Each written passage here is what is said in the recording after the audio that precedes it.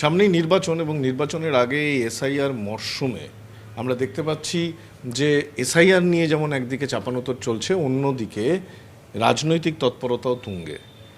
মদন মিত্র তৃণমূল কংগ্রেসের অন্যতম গুরুত্বপূর্ণ নেতা এই মুহূর্তে আমাদের সঙ্গে। মদনদা, আপনাকে টিভি নাইন বাংলায় স্বাগত জানাই। রাজনৈতিক উত্তাপটা মাঠে, ময়দানে, বিভিন্ন রাজনৈতিক সমীকরণে সব জায়গায় কিন্তু একটা উত্তাপ অনুভব হচ্ছে। আজকে যে দিনে আপনার সঙ্গে কথা বলছি সেখানেও রাস্তাঘাটে কিছুক্ষণ আগে অবরুদ্ধ ছিল প্রতিবাদে।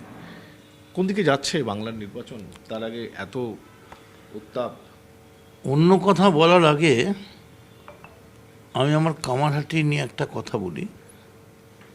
ওখানে কালাচাঁদ হাই স্কুল বলে একটা স্কুল আছে, সেখানে আজকে প্রায় 900 কত মানে হাজারখানেক হিয়ারিংয়ের জন্য লোককে ডাকা হয়েছিল। বয়স্ক, মানে চলতে পারে না, অক্ষম, অজ্ঞান হয়ে পড়ে গেছে 10 থেকে 12 জন, মাত্র 2টো রুম। আমি খবর পেয়ে সঙ্গে সঙ্গে বললাম যে এক্ষুনি আরও 8-10টা রুম খুলে দাও, জলের ব্যবস্থা করে দাও। একটা আশ্চর্যজনক উত্তর পেলাম যে রুম তো খুলবেন, কাজ করবে কে? সরকারি প্রতিনিধি তো 2জন এসছেন, তাহলে 2জন এসে তারা 1000 লোককে হিয়ারিংয়ে রেখেছেন। বহু মানুষ বেরিয়ে যাচ্ছে, আমরা হাতে পায়ে ধরে তাদের জল খাইয়ে পড়ে যাচ্ছে, অজ্ঞান হয়ে যাচ্ছে। এটা তো দীর্ঘদিনের রাজনৈতিক জীবন। এই এই এই পর্বটাকে কিভাবে দেখছেন? আমি তো আমার জীবনে কখনো দেখিনি। এরকম যদি চলতে থাকে তাহলে তো ফাইনাল ভোটার লিস্ট বেরোতেও দেরি হবে এবং সেক্ষেত্রে ভোট প্রক্রিয়াতেও দেরি হবে। ভোট প্রক্রিয়া দেরি হলেই তখন বিজেপির অনেক আশা পূর্ণ হবে। কিন্তু বিজেপি জানে না, কালকে অভিষেকের একটা স্লোগান ছিল মিটিংয়ে যে আজ কোর্টে হারিয়েছি, কাল ভোটে হারাবো। এখন বারবার এসআইআরের ডেট পড়বে এবং যদি 2জন করে লোক দেয় 1000 জনের পিছনে, তাহলে কি করে হবে? পরিস্থিতি খুবই খারাপ এবং বাংলায় বিজেপি চেষ্টা করছে এমন একটা উত্তপ্ত, গরম, অরাজকতা, হিংসা, প্রতিহিংসা রাজনীতি, বিভাজনের রাজনীতি নিয়ে আসার। তুমি দেখো, বিজেপির যে ইডির চিফ, তার নাম রাহুল নবীন, আর বিজেপির যে প্রেসিডেন্ট হয়েছে তার নাম নীতিশ নবীন। দায়িত্ব পাওয়ার পরেই দুজনেই বলছে ডেস্টিনেশন বাংলা। এটা কাকতালীয় নয়। বিজেপির তো সারা ভারতবর্ষের প্রেসিডেন্ট, এ তো ফার্স্ট ডেস্টিনেশন নাগপুর চলো। সারা ভারতবর্ষে দুর্নীতিতে পশ্চিমবঙ্গ এখন অনেক অনেক পরের লাইন। এর আগে পুকুর চুরি না, সমুদ্র চুরি হয়ে যাচ্ছে বিভিন্ন রাজ্যে, গুজরাট থেকে, ইউপি থেকে শুরু করে রাজস্থান। Target destination Bengal. আমি তোমায় বলি, আমি যদি তৃণমূল কংগ্রেসকে চিনে থাকি,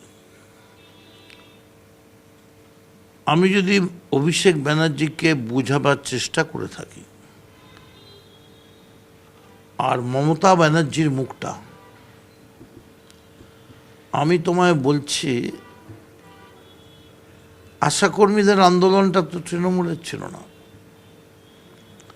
কিন্তু সেখানেও শুভেন্দু ওই দুর্গাপুজো কেনার মতো, স্কোয়ার ফিটে প্যান্ডেল কেনার মতো কিনে কি খাবার পাঠিয়েছিল, এত পচা গন্ধ, ছুঁড়ে ছুঁড়ে ফেলে দিয়েছে, ফিরিয়ে দিয়েছে, ফেলে দিয়েছে।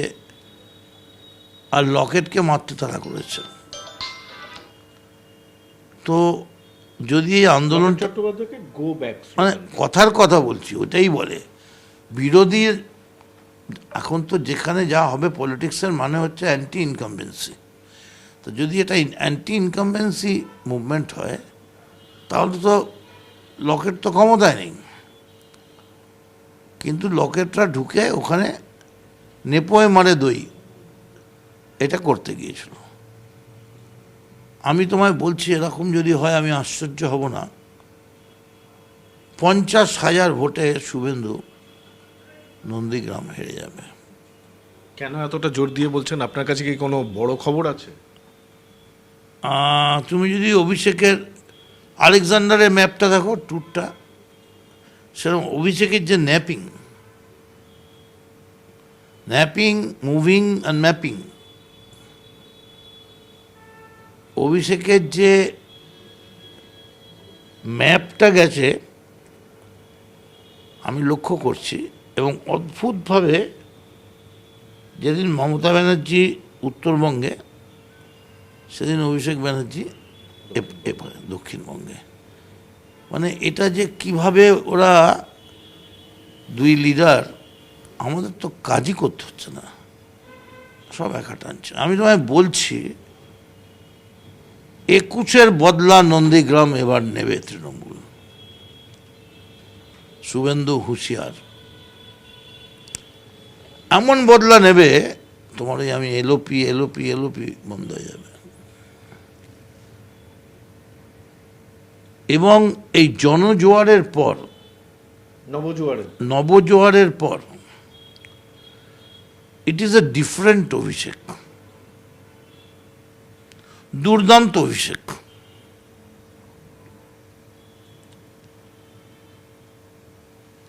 মানে কি বলছেন, অভিষেক ফর্মুলাতেই নন্দীগ্রাম মমতা ব্যানার্জির দরকার পড়বে না, ফেলে দেবে নন্দীগ্রামকে। এবার উইকেট ফেলে দেবে। কে ফেলে দেবে? অভিষেক বন্দ্যোপাধ্যায়। তার জন্য কি করতে হয় সেটা অভিষেক বন্দ্যোপাধ্যায় জানে, বলবেও খুব তাড়াতাড়ি। বড় চমক। দেখো, অভিষেক তো নন্দীগ্রামের যারা অসুস্থ তারা দেখাতে গেছে সেবাশ্রয় ক্যাম্পে। হ্যাঁ, আজকে একটা ঘটনা ঘটেছে, এসআইআর এর লাইনে দাঁড়িয়ে, আপনি যেমন আপনার বিধানসভার কথা বললেন, ওখানে লাইনে দাঁড়িয়ে বয়স্ক লোকেরা অসুস্থ হয়ে গেছেন, তারা গেছেন সেবাশ্রয়ে। এর থেকেই বোঝা যাচ্ছে যে শুভেন্দুদের the last resort is Sebashray. মানে সেবাশ্রয় বাজিমাত হবে। সেবাশ্রয়েই এসে সবাইকে চিকিৎসা নিতে হবে। সত্যিকারের চিকিৎসা অন্য কোথাও পাওয়া যাবে না। এই সেবাশ্রয়টা যে কত বড় চিকিৎসার, কত বড় বিদ্যালয়, এটা বুঝতে পারি। এই চিকিৎসাটা কি শুধুমাত্র চিকিৎসা না, আপনার কথা শুনে মনে হচ্ছে রাজনৈতিক চিকিৎসা বা শুশ্রূষারও কোনো ক্ষয় মেরামতিরও কোনো কথা আপনি বলছেন? শুশ্রূষ থেকে শুরু করে যারা চিকিৎসক ছিল সবের সঙ্গেই রাজনীতির যোগাযোগ ছিল। অনেক বড় বড় চিকিৎসা যেটা ওষুধে হয় না, কিন্তু রাজনীতি পারে।